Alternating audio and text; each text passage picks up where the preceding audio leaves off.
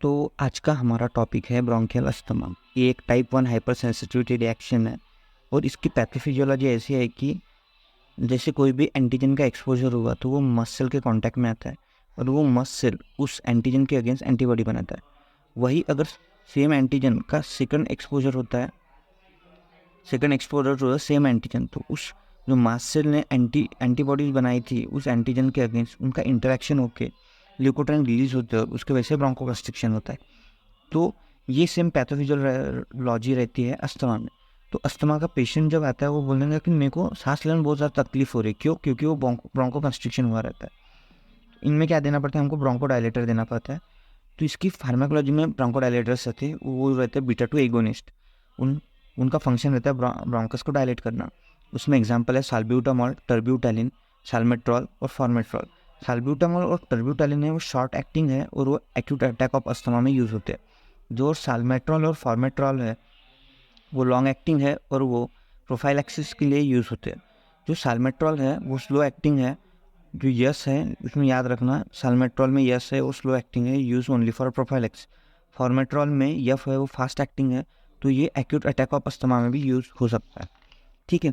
अब इसके बाद हम देखेंगे सेम कैटेगरी में जो ब्रोंको डायलेट करते हैं वो है पैरासिम्पैथोलिटिक। उसमें आता है M3 ब्लॉकर। M3 का मेन फंक्शन रहता है वो ब्रोंको कंस्ट्रिक्शन करता है, और M3 को अगर ब्लॉक करेंगे तो ब्रोंको डायलेटर करेगा। उसमें आता है इप्राट्रोपियम ब्रोमाइड और ट्राइट्रोपियम ब्रोमाइड। वो इनहेलेशन रूट से दे सकते हैं और ये एक्यूट अटैक ऑफ अस्थमा के लिए बेटर रहते हैं ऑन बीटा ब्लॉकर थेरेपी। तीसरा कैटेगरी का ड्रग है फॉस्फोडाइस्टरेस इनहिबिटर। उसमें आता है ड्रग आता है अमीनोफाइलिन और थियोफाइलिन। ये ओरल और आईवी रूट से दे सकते हैं, पर it is not available by inhalation route. इनका मैकेनिज्म एक्शन ऐसा रहता है वो फॉस्फोडाइस्टरेस को इनहिबिट करके साइक्लिक एएमपी को बढ़ाते हैं और उसके वजह से ब्रोंकोडाइलेशन रहता है। हम तीसरा ड्रग पढ़ेंगे ल्यूकोट्राइन रिसेप्टर एंटागोनिस्ट। तो सबसे पहले इसका मैकेनिज्म देखो। सबसे पहले जो फॉस्फोलिपिड रहते हैं वो फॉस्फोलाइपेज A2 के प्रेजेंस में अरेकिडोनिक एसिड बनाते हैं। अरेकिडोनिक एसिड कॉक्स के प्रेजेंस में प्रोस्टाग्लैंडिन बनाता है और अरेकिडोनिक एसिड लॉक्स के प्रेजेंस में ल्यूकोट्राइन बनाता है। ल्यूकोट्राइन ल्यूकोट्राइन के रिसेप्टर के ऊपर एक्ट करके ब्रोंको कॉन्स्ट्रिक्शन करता है। तो हम इस ल्यूकोट्राइन के रिसेप्टर को ही ब्लॉक कर देंगे। वो कौन से ड्रग देके? ज़ैफिरलुकास या फिर मॉन्टेलुकास देके। तो ये अगर ल्यूकोट्राइन रिसेप्टर का ये एंटागोनिस्ट देते हैं हम, ज़ैफिरलुकास और मॉन्टेलुकास, उसकी वजह से ब्रोंकोकंस्ट्रिक्शन नहीं होता और ब्रोंकोडायलेशन होता है। ठीक है। तीसरे हम उसमें क्या क्या दे सकते हो? स्टेरॉइड दे सकते हैं। स्टेरॉइड में क्या क्या आता है हमारा ड्रग ऑफ चॉइस? ये रहता है प्रोफाइलैक्सिस के लिए रहते हैं। एक्यूट अटैक ऑफ अस्थमा में यूज़ कर सकते हो ब्रोंकोडायलेटर के साथ। इसमें इनहेल कॉर्टिकोस्टेरॉइड रहते हैं। उसमें रहता है बेक्लोमिथासोन, ट्राइमसिनोलन, मोमेटासोन, साइक्लोसोनाइड, ब्यूटेसोनाइड, फ्लोटिकाजोन।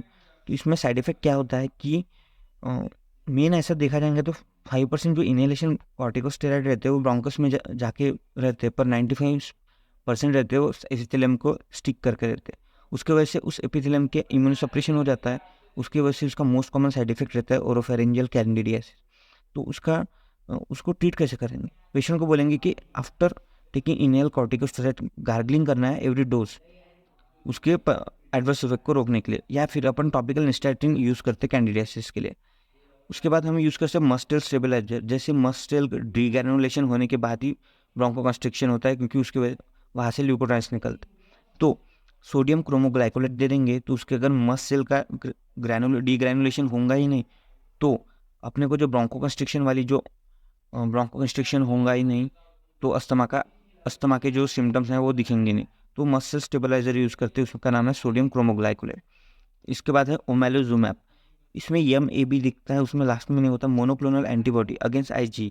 तो ये जो टाइप 1 अस्थमा है, टाइप 1 हाइपर सेंसिटिविटी रिएक्शन है, तो ये IG एंटीबॉडी के वजह से होती है। तो अगर ये मोनोक्लोनल एंटीबॉडी बन जाएंगे IG के अगेंस्ट, तो अस्थमा वाली कोई भी सिम्टम्स है वो दिखेंगे नहीं पेशेंट को।